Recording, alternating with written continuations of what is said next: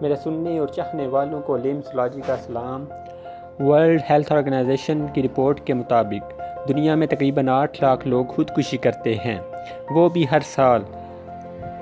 سر جی 40 second میں ایک شخص خودکشی کر رہا ہے۔ ہر سوسائڈ جو ہے وہ ایک پہیلی کی شکل اختیار کر لیتا ہے، جس میں مرنے والا تو مر جاتا ہے لیکن بہت سارے سوال چھوڑ جاتا ہے، جواب تک ایک پہیلی ہی نظر آتے ہیں۔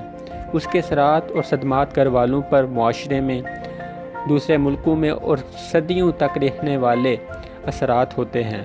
ورلڈ ہیلتھ آرگنائزیشن کہتا ہے کہ تقریباً 15 سے 29 سال کی عمر والے زیادہ سوسائڈ کرتے ہیں۔ ہم یہ نہیں کہتے کہ سوسائڈ صرف غریب اور ناکارہ ممالک میں ہی زیادہ ہوتا ہے، نہیں، بلکہ امیر ممالک بھی اس کا شکار ہو رہے ہیں۔ ہم دور کیوں جائیں؟ ہمارے ارد گرد ہمیں سننے کو ملتا ہے کہ فلاں نے خودکشی کر لی۔ اب آپ ہی بتائیں کہ اس کا ذمہ دار کس کو ٹھہرایا جائے؟ اور کیا آپ جانتے ہیں کہ زیادہ تر سوسائڈ کرنے والوں میں عورتوں کی تعداد سب سے زیادہ دیکھنے کو ملتی ہے؟ کہیں عورت کو تنگ کیا جا رہا ہے تو کہیں اس کو تشدد کا نشانہ بنایا جا رہا ہے۔ گھریلو ناچاکیوں کی وجہ سے لوگ سوسائڈ کر رہے ہیں تو کہیں محبتوں کی ناکامی وجہ بن رہی ہے۔ کیا سوسائڈ سے محبت دوبارہ مل جائے گی؟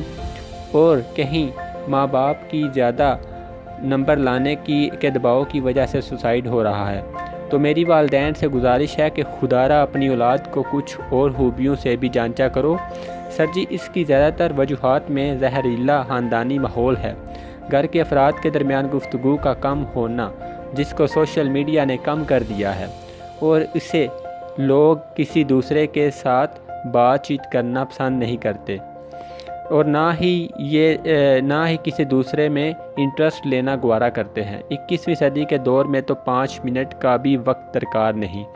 ہمیں نہیں لگتا کہ مینرز نے لوگوں کو ایک دوسرے سے دور رہنے پر مجبور کر دیا ہے، اور اگر ہم کسی گاؤں کا وزٹ کریں تو ہمیں معلوم ہوتا ہے کہ کس طرح لوگ رات کو ایک دائرہ بنا کر باتیں کرتے ہیں، جس سے سوسائڈ ریٹ میں کافی حد تک کمی دیکھنے کو ملتی ہے۔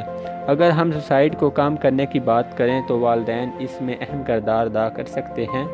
اگر وہ عقاب کی نظر سے اولاد کی حرکات کو مسلسل غور کرتے رہیں، کیونکہ جو بچے مایوسی کا شکار ہوتے ہیں وہی سوسائڈ کے نزدیک آتے ہیں، اور اولاد کی ناکامی کو ان کے تن کا داغ نہ بننے دیں بلکہ ان کی حوصلہ افزائی کیا کریں۔ والدین ہی وہ کڑی ہیں جو اولاد کو آپس میں اور خود سے جوڑتے ہیں، اور اساتذہ کو چاہیے کہ طالب علموں کے درمیان دوستانہ ماحول بنائیں اور بچوں کو جذبات کو ہینڈل کرنے کی تعلیم دیں۔ اگر جذبات کو ہینڈل کرنا نہ آتا ہو، وہ مایوسی کا شکار ہے تو خود کو ہی ہر بات کا قصوروار سمجھ لیتا ہے اور اپنی ہی جان کا دشمن بن جاتا ہے۔ اور لاسٹ پر میں ایک ایسی خاتون کی سٹوری بتانا چاہوں گا جو سوسائڈ نوٹ لکھنے کے بعد بھی کامیابی کی طرف بڑھتی گئی۔ جی ہاں، ان کا نام اوپرا ونفرے ہے، جنہوں نے اپنا بچپن ایک غریب کے طور پر گزارا۔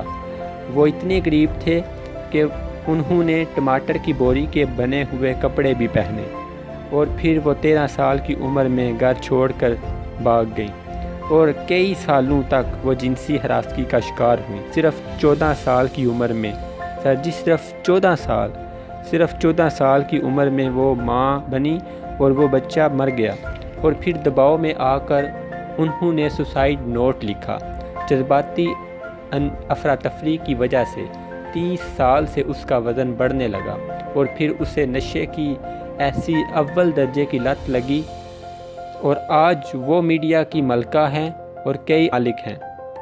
اس کی سٹوری ہمیں ایک ہی سبق دیتی ہے کہ legends never quit, legends never die, اور legends are the legends, not the loser.